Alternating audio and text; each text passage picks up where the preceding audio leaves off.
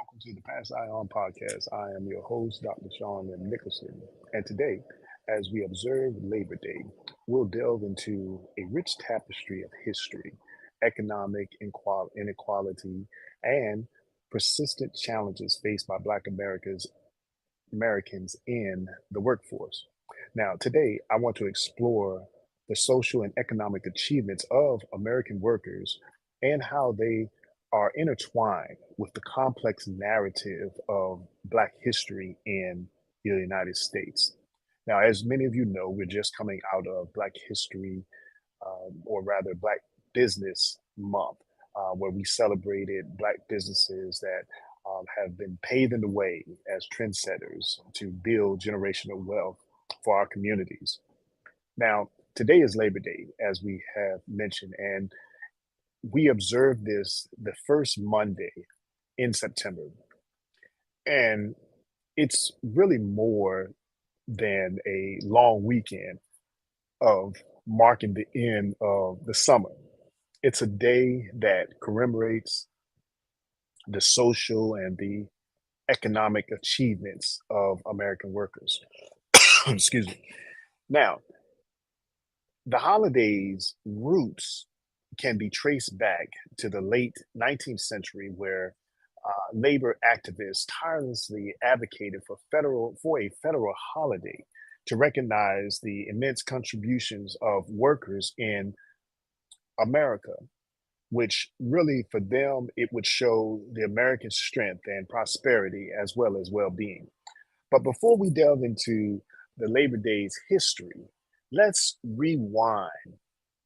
Let's rewind history back to 1850. I have the I've been going back and forth to Texas, and because we got some work going on out there, and recent visit out there in a city in Texas is where I saw a portrait.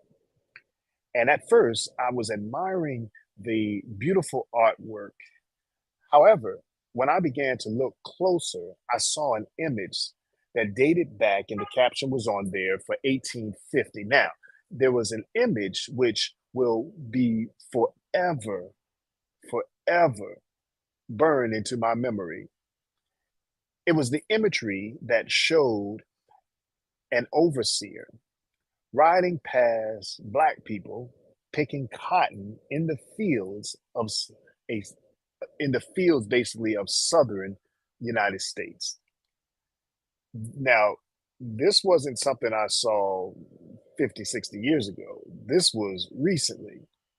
Now, the scene reminds me of the brutal which persisted for far too long in this country. This image represented an era. Now, I'm saying era, E R A, but now as I'm talking, era, ERROR, when the labor of enslaved people was the backbone of the Southern economy. Now, fast forward, okay, from 1850 to 1863, a pivotal year in American history where President Abraham Lincoln issued the Emancipation Proclamation, a document that changed the legal status of more than 3.5 million enslaved African American in the Confederate States from enslaved to free. Yet, it was a military measure with limitations. So it was a war document. This wasn't a favor, it was a war document. And the word of freedom took over 2 years to reach Texas, giving birth to what we refer to as being Juneteenth. Now, the journey through history continues as we move forward to June 28, 1894, where Congress passed an act making the first Monday in September a legal holiday, hence, or known as Labor Day. It is a day to honor the laborers who have shaped the nation's progress. But our history lesson doesn't stop there. You see, after the Civil War, there began prison privatization, and it accelerated, and penitentiaries were turned over to private companies using prisoners as a source of cheap labor, exploiting a loophole that they found in the 13th Amendment. Yes, a dark chapter in American history. After the Civil War, prison privatization gained momentum. The 13th Amendment, which was supposed to abolish slavery, except as punishment for crime, leading to the exploration of Southern prisoners on private plantations and company run labor camps. Chain gangs became a common sight along Southern railroads, primarily comprising of Black prisoners. I can remember cadence that we would hear in my generation. Uh, that's the sound of the men working on the chain gang. Hey, hey, that chant that we would hear. But that's what they were doing. These Black prisoners were creating cadence to let the time go by as they were working on the chain gang. Now, fortunately, by the 1940s, this inhumane practice was on a decline, and it eventually was eliminated in the early 1960s. Oh, and by the way, the birthplace of this was Georgia. Now, the fight for economic and civil rights took center stage. And look, 3 years later, August 28th, 1963, during the March on Washington for Jobs and Freedom, Dr. Martin Luther King Jr. delivered his iconic I Have a Dream speech, advocating for an end to racism and economic disparity. Are you walking with me through history?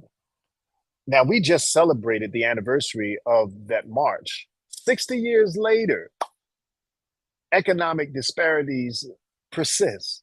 Black workers in the US earn less than their white counterparts, with limited representation in high paying professions and entrepreneurship, which is my passion, entrepreneurship. So, as African Americans, or i.e., Black folks, we have somehow ourselves that we have to work twice as hard to get half the opportunities when we are still in an active fight to one day receive that mythical, if you will, 40 acres and a mule, or at best, be able to take part in the American dream. Now, while reports detail Black workers in the US earn on an average 30% less than white workers, with many employed in lower paying service oriented roles. Black Americans are underrepresented in high paying professions still, and Black entrepreneurs often start with significantly less capital than their white counterparts. The struggle for economic equality is ongoing. It still is real. Black entrepreneurs start their business with significantly less capital than their white counterparts, and the median Black household net worth is far below that of white households. As we fast forward September 4th, 2023, Labor Day, you can go into far too many stores and you'll see signs that say we're hiring. Job advertisements and emails and text messages are becoming more prevalent. We're hiring. We're hiring. But yet, there's still a gap. There's a disparity gap. Did you know that the Bureau of Labor Statistics reported job growth and a decline in unemployment, but not without challenges? You see, many of those businesses that have reported are offering high paying jobs to attract and to retain workers, but yet some have still left the workplace. I remember reading an article, I think it was last year, about the great resignation when people are just leaving the workforce. But as they're leaving the workforce, that's leaving opportunities, perhaps. But who are these opportunities actually for? CNBC previously reported that white unemployment decreased overall.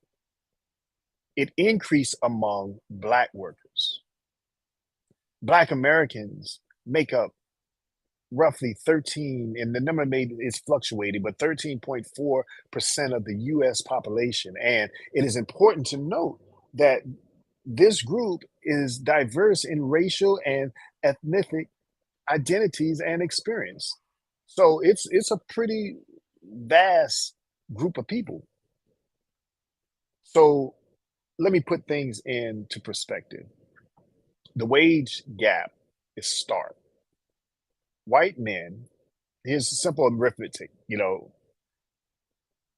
white men earn an average of $1,115 weekly, while Black men earn $828 weekly. Hmm. White women earn $929 weekly. This is an average according to the statistics. But Black women earn only $779 weekly. Now, we always use this catchphrase, it doesn't take a rocket scientist to figure that out. So, as we celebrate Labor Day, as we're coming off of Black Business Month, let us remember that the fight is still on. As we come off of celebrating the 60th year anniversary of the March on Washington for jobs and equality, for freedom, we're still fighting. There's still a gap.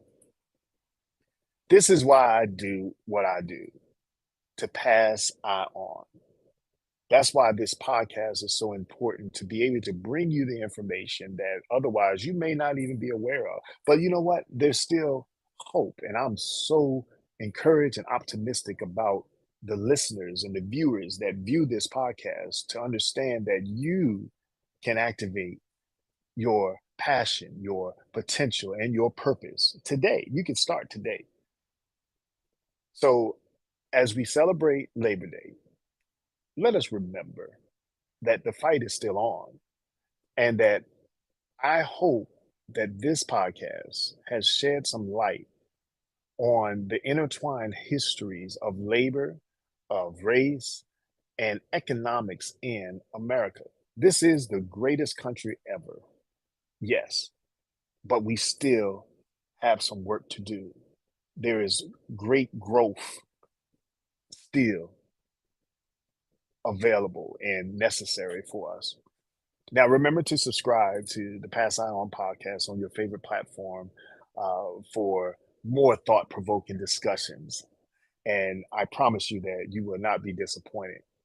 Now, coming up this week, September the 6th, I am going all the way to Trinidad, Tobago. And I'm pretty sure I totally messed that accent up. But I will be interviewing, or I have interviewed, or will be airing interview with an entrepreneur that's over there on the islands, and they are specialized in um, waste management. She is a entrepreneur, and I'm so happy to have met her. And you'll really, really appreciate the interview that we have with her. You'll learn something. You learn something. So again, until the next time, remember that passion is the ability to pass on.